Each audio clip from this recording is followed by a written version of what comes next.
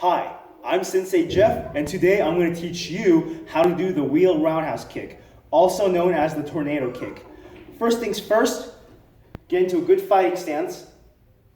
Then turn towards your back side. When I say back side, what I mean is if you're standing with your left foot in front, you're going to turn clockwise. If you're standing with your right foot in front, you're going to turn counterclockwise. So, once you spin to your back side, just lift up your knee. Lift up your back knee, just like that. Like you're a ballerina, like you're lifting up and you're spinning around just like that. 360, you're spinning around just like that on the ball of your foot. Then next, take a hop. Hop up just like that. Around, hop. Lastly, use that leg you just jumped off of and do a roundhouse kick. All together, it looks just like this. One more time. And one more time from the other side. One more time. I'm Sensei Jeff, and that was how to do the tornado kick.